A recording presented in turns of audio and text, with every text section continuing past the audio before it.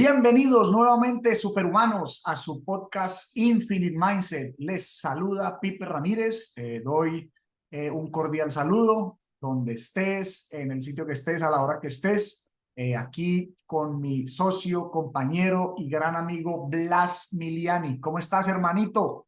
Mi querido Pipe, un gusto saludarte a ti y a toda la teleaudiencia, las personas que nos escuchan en los diferentes horarios y partes del mundo. Muy contentos pues de seguir compartiendo información de valor. ¿Cómo estás tú? Hermano, súper bien, súper bien. Por aquí también, como tú dices, contento de poder llevar esta nueva temporada y compartir, pues no solamente los temas que nos apasionan, pero también los temas que nos duelen. Y creo que hoy traemos un tema de dolor para el mundo que se está hablando mucho, así es que listos para arrancar, mi querido Blas.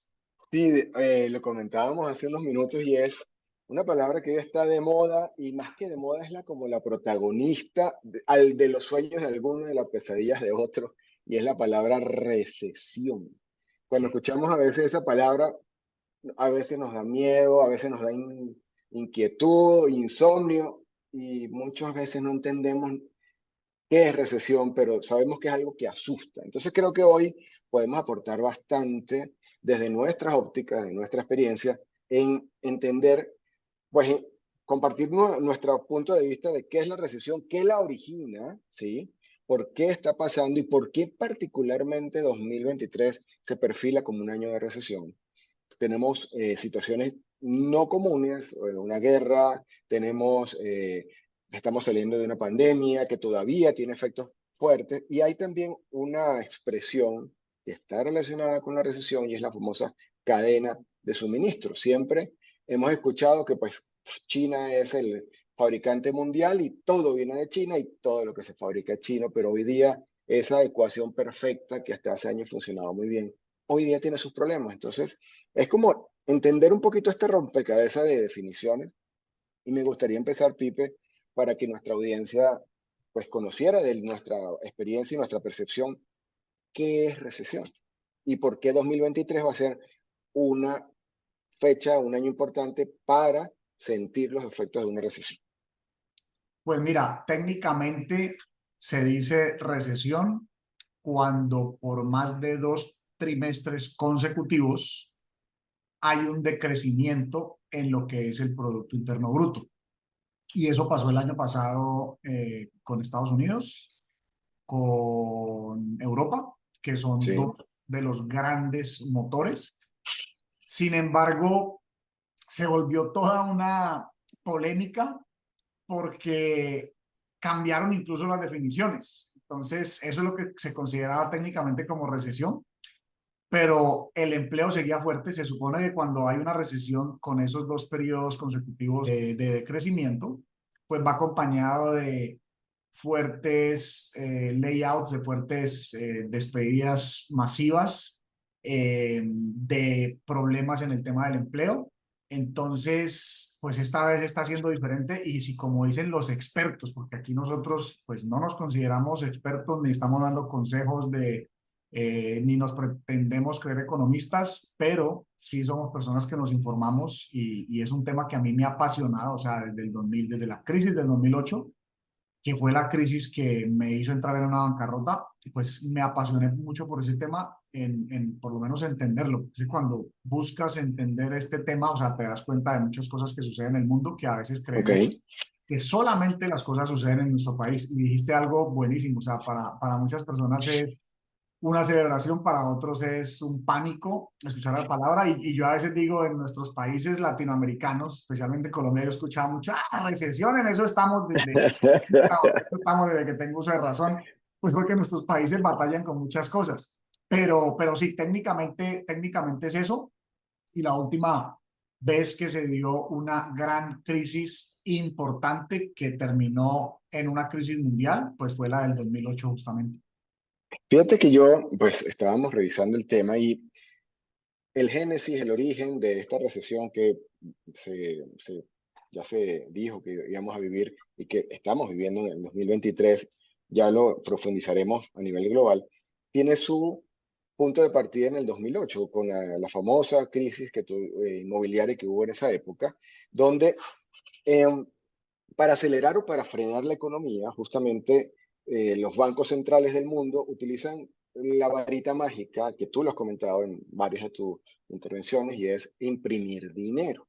Y la impresión de dinero tiene como objetivo, ellos imprimen dinero y a la vez bajan los intereses. Y eso es intencional porque al bajar los intereses el dinero es más barato, entonces hay más créditos, por lo tanto hay más gasto y más inversión y la economía tiende a subir porque hay más consumo. Entonces estuvo funcionando hasta más o menos un periodo entre el 2009 y el 2018 funcionó así y es un ciclo y es un ciclo normal donde cuando la economía, ellos lo llaman, está recalentada, es decir, que está con un crecimiento muy importante, comienza a haber inflación porque el consumo sigue creciendo y entonces la manera de controlarlo es incrementando el interés para que exista una recesión, en este caso intencional, para bajar el consumo. Al haber mayor interés, el dinero es más costoso, entonces el efecto es contrario. La gente pide menos crédito, hay menos inversión y por lo tanto la economía decrece y la inflación baja, que es como el punto neurálgico. Crecer mucho la inflación o controlar la inflación para bajarla es lo que te determina el equilibrio sano entre producción y llegar a una economía que vaya a ser disfuncional. Sin embargo, en el momento en que viene el periodo para incrementar la tasa de interés, se atravesó el COVID. Entonces el COVID vino y controló toda esta ecuación, porque entonces hubo que volver a subir las tasas de interés, perdón, bajar las tasas de interés para incrementar el consumo para apalear la situación del COVID. Ahora, Pipe, aguas abajo, después de ahí, ¿qué más se ha descontrolado para que entonces el 2023 sí o sí tengamos una importante recesión y al final del podcast vamos a estar dando nuestras recomendaciones, que no son recomendaciones financieras, es nuestro punto de vista de qué sería lo bueno que alguien pudiese tomar como precaución para manejar o para vivir en un año de recesión?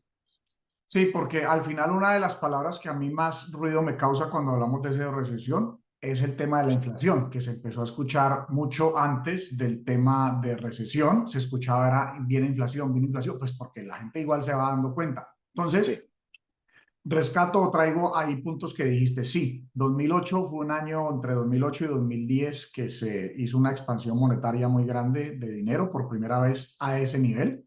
Eso tiene un efecto. Ahora, lo curioso es que si analizamos, por ejemplo, no existió inflación, con todo y la impresión de dinero que existió entre el 2008 y hasta el 2012 que le dieron duro, sí, la inflación estuvo controlada por alrededor promedio del 2% por casi una década.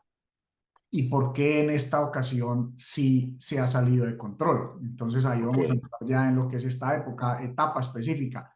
Pero en 2008 también lo que yo sí creo firmemente es que hay un evento que marca fuertemente todo esto y es cuando Nixon dice, no respaldamos más el dólar con el oro. En un momento de la economía donde el dólar ya era una moneda de reserva en el mundo, donde las transacciones, imagínate, actualmente se transacciona el 70-75% con dólar en el mundo.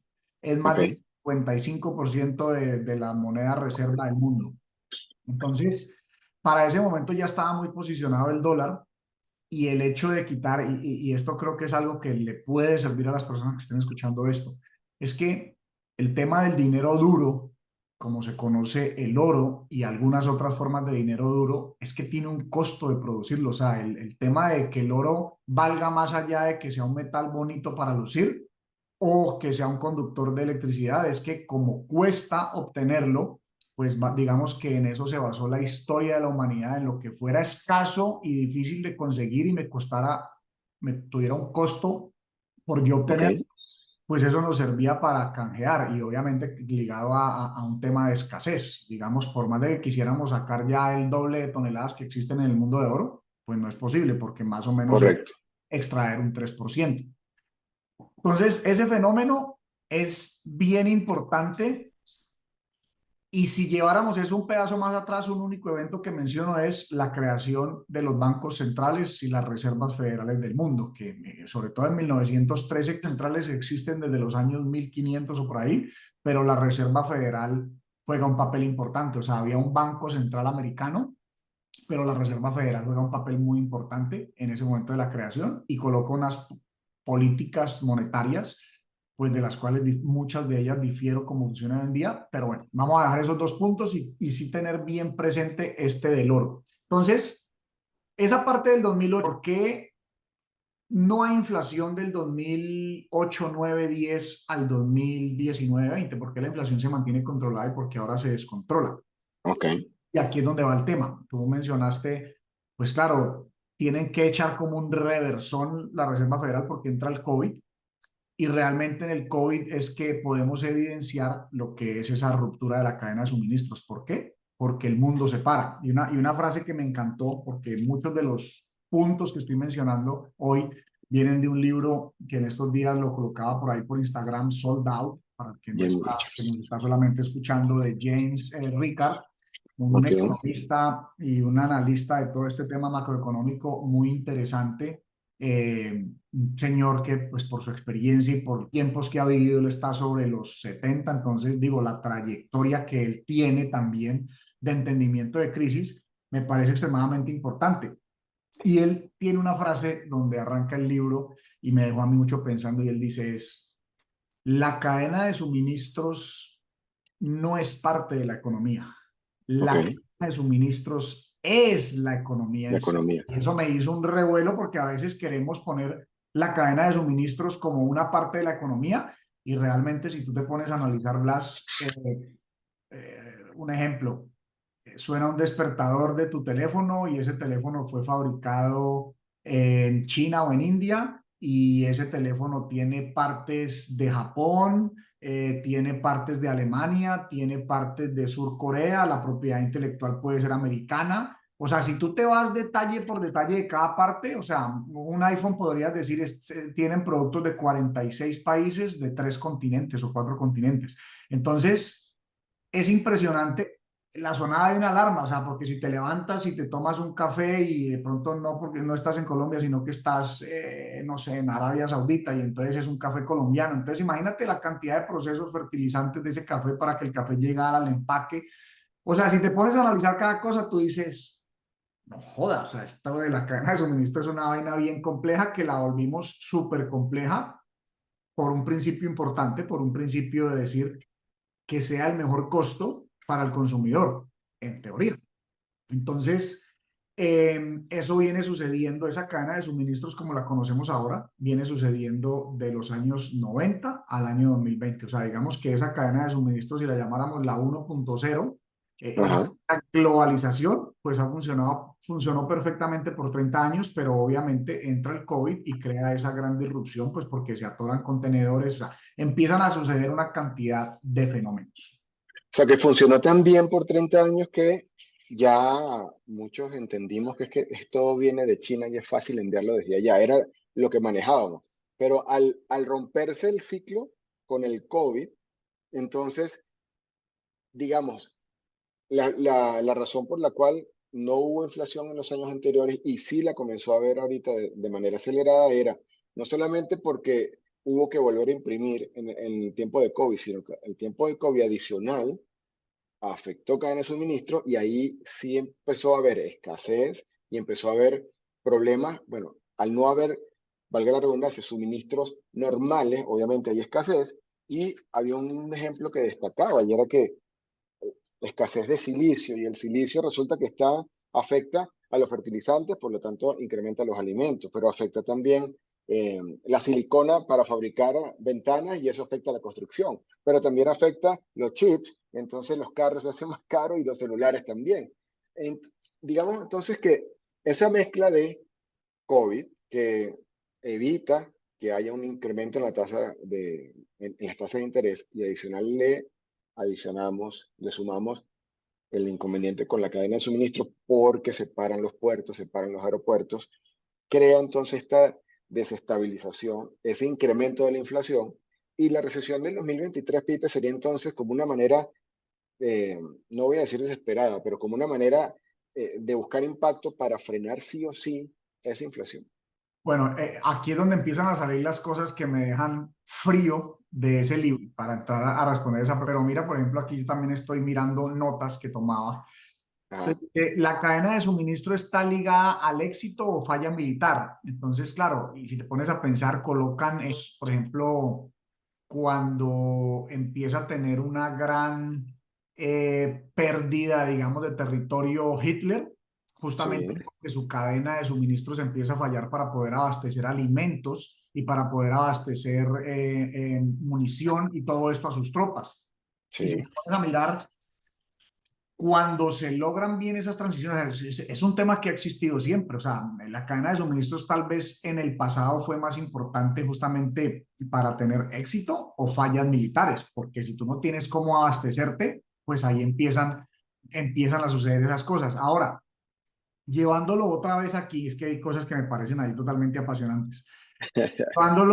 Llevándolo otra vez a por lo menos este último siglo, fíjate que si nos vamos solamente, o sea, pues porque pareciera, sí, para nosotros puede que 100 años sea mucho, pero es que estamos hablando de la historia de la humanidad de 10.000 años.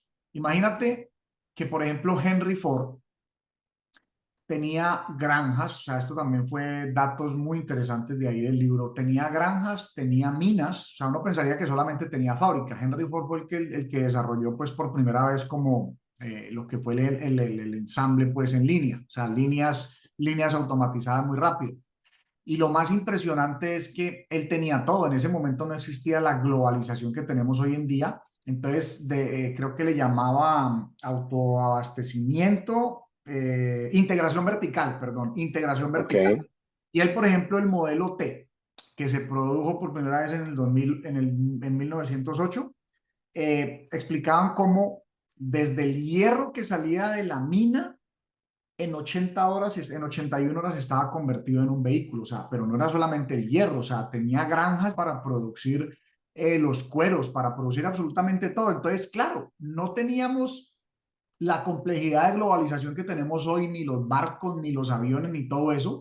Entonces, si uno se va de para atrás, y por eso es que es muy importante a veces ir hacia atrás y utilizar aquí nuestro pensamiento crítico, nuestra mentalidad infinita, de decir, pues claro, en ese tiempo no era que cada pieza, o sea, imagínate cuántas piezas tiene un reloj, esas vienen de múltiples países. En ese momento era producir todo ahí mismo. Entonces, es interesante, por ejemplo, traer un ejemplo como ese de Henry Ford para poder contextualizarse uno y decir, pero entonces, ¿por qué ahora sí está fallando la cadena de suministros? Claro, como tú dijiste, si se frenan aeropuertos, si se frenan los barcos, si se empiezan a atorar los contenedores en un lado porque los barcos se querían regresar, cuando se pusieron esos contenedores alrededor de los 15 y 20 mil dólares, ellos querían dejar los contenedores botados y, por ejemplo, si la demanda estaba fuerte de China para todas las partes del mundo, pues no es ajá, fuerte de las otras partes del mundo hacia allá. Entonces los contenedores empezaron a desajustar de donde estaban porque los barcos no querían esperar. Le decían, no, espérese para una carguita de materia prima que sale de aquí para allá. Y esa carguita era una carguita de 2.000, 3.000 dólares. Decían, no, me voy mañana, así sea vacío, porque es que voy por otros 15 para traer. Entonces todo eso empezó a armar también un desorden en la parte de contenedores. Por eso había escasez de contenedores. Entonces se pone súper interesante esa parte de lo que es la cadena de suministros y ahí también lo que sumo o lo que rescato es que yo no sé si tú empezaste a notar, pero empecé a estar como muy atento, ni siquiera el año pasado, desde finales del año antepasado, o sea, desde finales del 2021 ajá. cómo estaban las estanterías y acá en Estados Unidos que tú siempre las ves llenas. Inclusive tendría para preguntarte, Blas, o sea, tú empezaste a ver, no sé, productos o cosas que se han ido escaseando en el último año, año y medio, porque yo sí te digo, yo sí lo empecé a percibir, o sea, para mí es muy impresionante porque sabemos que Estados Unidos siempre se ha caracterizado por tener esas vitrinas llenas, más si estás hablando de una ciudad principal como Miami, y de pronto tú empezar a ver huecos o incluso, yo soy muy detallista, empezar a ver que en el supermercado te estaban rellenando con un mismo producto así plano y por detrás no había nada. Yo dije, está empezando a suceder todas estas teorías de que la cadena de suministros se iba a crear una disrupción y eso iba a traer una recesión. Pero te comento algo, mira, chistoso, ¿no? Eh, de mi país de origen, Venezuela, pues eso se convirtió en algo normal, ¿sí? O sea, algo habitual. pero empezarlo a ver aquí en Colombia, y no te digo que hace mucho tiempo, hace 2 días, le comenté al encargado de una cadena de supermercados y le decía, el, ¿por qué no vienes acá un momento para aclararme una duda? Y me dice, sí, don Blas, ¿cómo le puedo ayudar? ¿Por qué esta salsa, era una sola marca de salsa de tomate, Ujú. está puesta solamente en la primera línea y detrás está todo vacío? No hay mostazas, no hay mayonesas, no hay nada. Entonces él se me queda mirando y estaba buscando una respuesta gerencial para. Entonces me dice, no, lo que pasa es que hay mucho alimento que no cumple con los permisos nuevos de acá.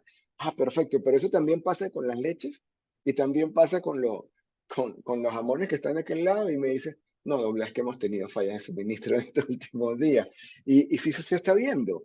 Antes pues, la variedad de 15, 20 marcas por producto, ahorita me llamó la atención que había una porque me hizo recordar de cómo era el día a día en Venezuela en un momento. Entonces, sí se siente, sí veo que se está palpando, aunque no está siendo tan evidente, pero el que observa un poquito sí se da cuenta que están escaseando cosas. Y ojo, hay que tener en cuenta algo, o sea, a veces cuando hay noticias distópicas de hambruna, hombre, hay que pensar en varias cosas.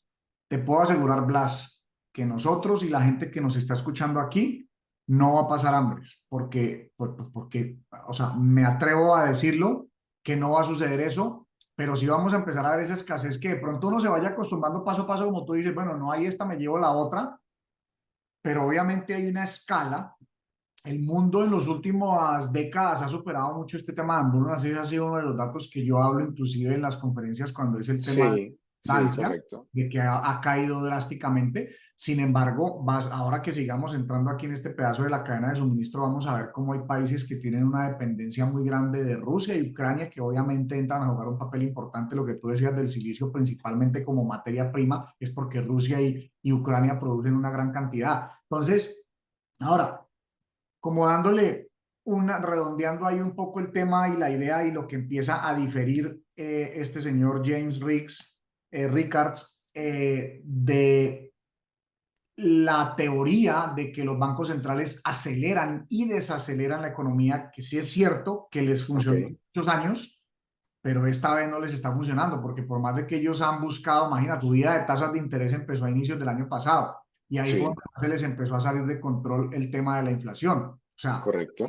creyeron que no iba a ser un tema y creyeron que la inflación la iban a desacelerar y fíjate, del mes pasado, además, siempre hablaremos los datos de Estados Unidos porque son los que más se obsesionan con por lo menos sacar datos. Cuando yo empiezo a mirar estos temas en Colombia, yo digo, hermano, no es posible. Allá ya están hablando de doble dígito, pero yo veo que hay cosas que están fuera de control porque además tenemos que entender que hay cosas que por devaluación de la moneda, pues entonces se ven aún más fuerte. Pero Correcto. el tema es que calculaban que para el mes de enero bajara a 6,2 y no bajó, y mejor dicho, bajó 0,1, o sea, bajó de 6,5 que estaba en diciembre a 6,4, o sea, no está bajando a la velocidad que quieren, con todo y que las tasas de interés no tenían Están altas. vida, pero por décadas no habían llegado a esos niveles, o sea, por los años 2000 no habían llegado a esos niveles.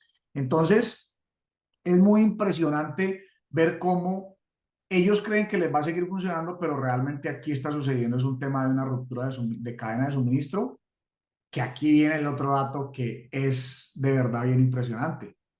Una cosa es que el COVID lo evidencia y lo acelera, pero la raíz principal, y esto también con muchos datos que trae este señor, la Sí, raíz principal inicia con la guerra comercial entre Estados Unidos y China, ok, que decía Donald Trump. Donald Trump, al tercer día de su mandato, firma una orden y le pone unos aranceles elevadísimos de arriba del 50% a los paneles chinos y a las lavadoras chinas. Fíjate que cuando yo oí eso, yo me quedé como de una sola pieza porque aquí hubo un corto de lavadoras. De hecho, las desarrolladoras grandes, tú sabes que acá los apartamentos y las propiedades se entregan con electrodomésticos. correcto. Y una de las desarrolladoras más grandes con la que yo trabajo el tema de inversiones para mis clientes, dijo, no vuelvo a entregar con lavadora y secadora. Y ahí entonces, indagando un poco, me di cuenta que había un corto en el tema de lavadoras para el año 19 y 20. Y ahora es que me doy cuenta cuál es la razón principal de por la cual hubo ese corto. Realmente fue por un tema que empieza, como te digo, en la era Trump, donde empieza este tira y afloje. Obviamente hubo una reacción de China y de ahí para adelante hay muchos datos de ver cómo esto empieza 2018, 2019, llega la pandemia y entonces la pandemia lo único que hace es evidenciar y acelerar todo este tema. Y empiezan a salir datos curiosos. Mira, por ejemplo, la Nutella, que es un producto que se vende tanto en el mundo, que gusta tanto, con el que hacen múltiples, pues la Nutella es hecha de los famosos hazelnuts, de las avellanas, en Correcto. idioma español. El 70% de las avellanas se producen, del mundo, se producen en Turquía. O sea, estamos a punto de ver un corto en este tema de la Nutella, y el problema de Turquía es que su economía interna colapsó y no le están llegando las materias primas que necesitan de fertilizantes de Rusia y Ucrania por esa guerra. Entonces, empieza uno a ver y no, o sea, que para mí, o sea, la parte más importante es, oye, detengámonos a analizar, porque no es por ser distópicos ni quedarnos en el problema, sino de ver qué oportunidades, que a lo último sacar unas conclusiones de cuáles son las oportunidades que yo veo, pero es un tema que luego se le suma el problema de energía, ¿no? O sea, China es un país que depende muchísimo del carbón para la energía, y en medio de esta guerra comercial con Estados Unidos y en medio de todo este problema del COVID, digamos que Australia le exportaba mucho gas líquido a China Ok, y, y actualmente tienen diferencias porque Australia en algún momento me acuerdo que acusó a China por el responsable de sí. la pandemia.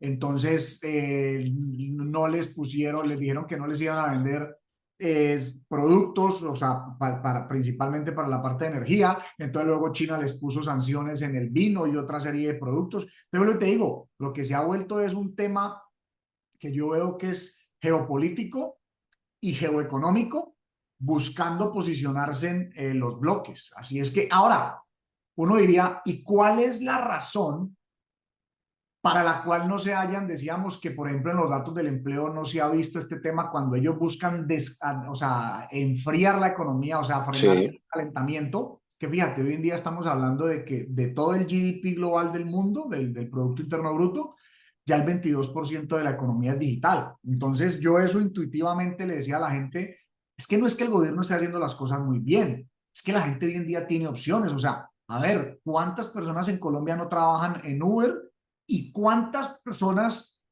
no tienen soluciones o en Fiverr, por ejemplo, o muchas cosas que son soluciones del mundo digital? Y entonces, te digo, no es que el gobierno esté haciendo las cosas muy bien, es que hoy en día la economía digital nos está permitiendo hacer ventas de cursos de Hotmart, tráfico digital. Blas, tú que eres un experto en eso, o sea, no es que el gobierno esté haciendo las cosas muy bien, porque entonces ellos ahora quieren decir, ah, no, pero es que la cosa está tranquila, están generando empleo. No, el empleo no lo están generando ellos, el empleo lo está generando un fenómeno de innovación de lo que es esta economía digital.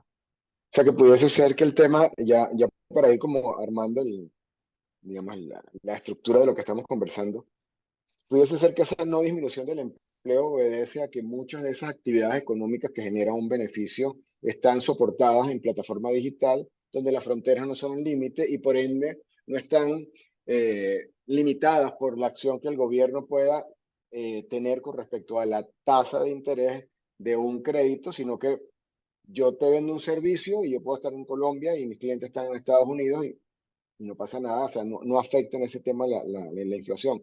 Por haber ese empleo que no está bajo, entonces obviamente sigue habiendo un poder adquisitivo importante que influye en la no disminución de la tasa. Ahora, Pipe, viéndolo así, en perspectiva, y luego vamos a pasar ya a que nuestra audiencia pues conozca nuestro punto de vista de cómo manejarse en recesión. Pero viéndolo así, tenemos una cadena de suministro golpeada, afectada, tenemos una crisis de guerra, ¿sí? Tenemos una guerra económica, o sea, tenemos un conflicto bélico, que es la Ajá. invasión de Rusia a Ucrania, pero a la vez tenemos una guerra económica de Estados Unidos con China y estos globos que se consiguieron recientemente.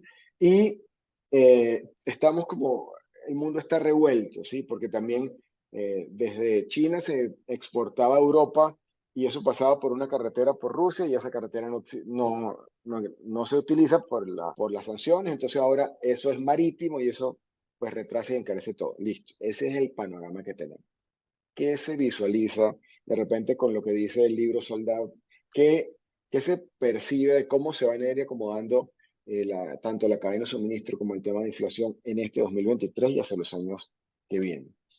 Mira, él dice algo en lo que coincido muchísimo y es que esto va a ser una transición larga y dolorosa. Ok, Yo, desde que empezó la pandemia, dije, esta euforia que empezamos a vivir por esos incentivos de todos los gobiernos del mundo, porque todos sí, incentivaron, esto luego se va a venir de reversa muy fuerte.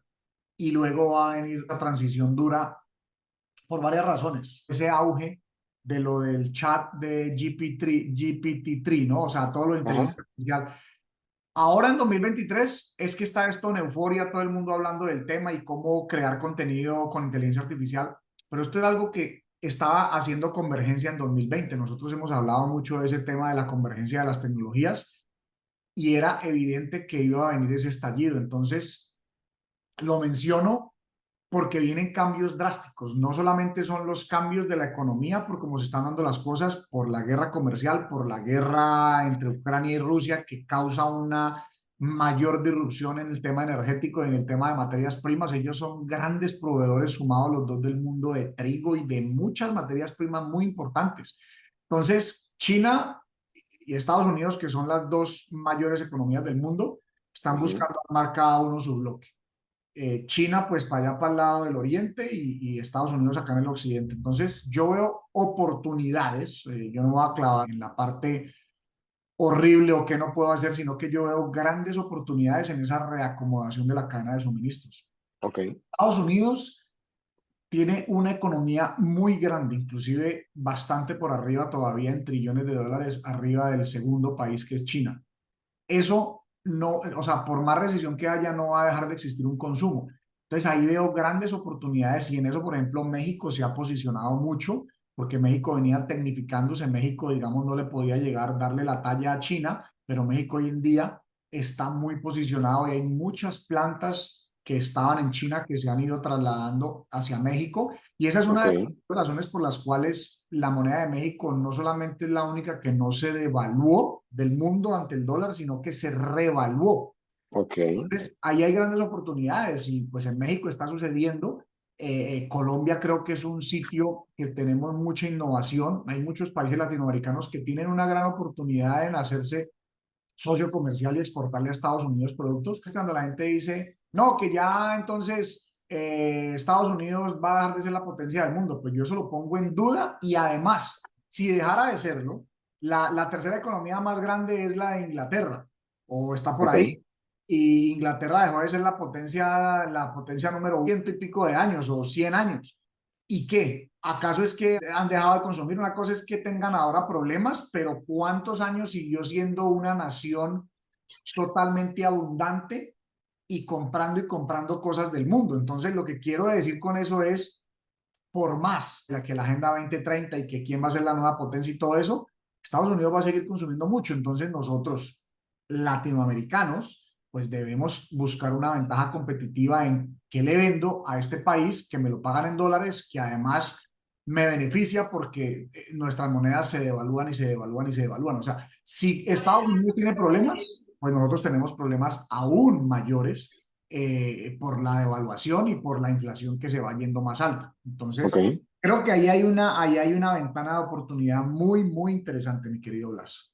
Perfecto, no, excelente. De verdad que va muy al punto. Y, Pipe, para manejarse ya a nivel personal, para nuestra audiencia, ¿qué recomendaciones? Yo por ahí leía que pues las tres recomendaciones más generales, una era pues controlar los gastos, obviamente estamos en un momento donde el dinero es caro, entonces controlar los gastos, solamente utilizar el presupuesto personal, familiar o de tu empresa en bienes y servicios que en realidad requieras para tu funcionamiento, que no es un momento de hipotecarte, no es un momento de pedir créditos a menos que lo necesites para invertir porque el Costosos. dinero está caro ahorita, está costoso y a la vez, así como sucede esto, también en esta época de recesión es un momento ideal para invertir inteligentemente y a largo plazo, porque acciones de empresas estables pues tienden a ser un buen sitio para respaldar a tu capital. Háblanos un poquito de esa parte, Pipe, que desde nuestro punto de vista y percepción, esto no es un consejo financiero, no somos asesores financieros acá, pero ¿cómo vemos el tema para poder sortear un 2023 de recesión y no morir en el intento, como dicen por ahí? Dijiste algo clave y que me lo refuerza. Ahí estoy terminando de leer un libro que se llama Avoiding Risk, un contador ¿Ok? que luego se volvió asesor financiero, que justamente dice eso, dice, estamos en una época que invertir no garantiza que tu dinero esté seguro y vayas a tener un alto rendimiento. Él le da muy duro a las acciones, ¿Ok? pues porque te venden la idea de que sobre todo cuando son portafolios manejados, ¿Ok? eh, que en fees se te comen las rentabilidades. Entonces, él dice justamente mano, es que la gente no quiere ahorrar sino el 10% si es que ahorran. ¿Y por qué no ahorrar el 30 o el 40 o el 50% de los ingresos? Entonces, ¿Ok? hay gente que dice, puta, pero si alcanzo eso, vamos a pasar al mes con lo que ingresa. Pues ahí es donde tienen que llegar los momentos de reinvención. Yo en algún momento de mi vida tuve que hacer una reingeniería y te digo, si hay algo que me ha tenido liviano los últimos días fue haber tenido que hacer esa reingeniería de gastos que de cierta manera, a pesar de que en los últimos 2 años han subido un poco por temas de inflación, porque sí cambió un poquito mi estilo de vida, digamos que el 2017, 2018, sobre todo 2018 y 19 para mí, fue llevar esos gastos a la mínima y más bien enfocarme en seguir subiendo los ingresos. Entonces, en tiempo de recesión es controlar los gastos, pero controlar los gastos es controlar los gastos y bajarlos y reducir absolutamente todo. Hay gente que no quiere pensar sino en el momento y lo que se disfruta en el momento y entonces de pronto no, pero hay que vivir y pues yo creo que ese efecto post-COVID de que la gente estuvo muy encerrada, o sea, yo veo que hay, es más, sí está el dato, Estados Unidos está en los niveles más altos de uso de tarjetas de crédito, o sea, está a punto de llegar a Wow. $1 trillón el endeudamiento en tarjetas de crédito,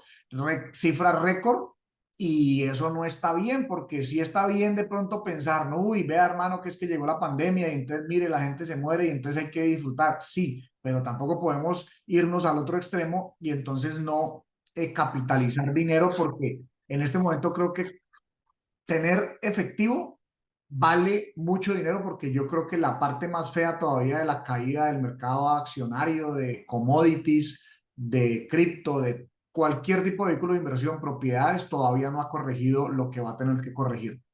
Entonces, sin dinero, pues, ¿cómo vas a tener una oportunidad de invertir en algo?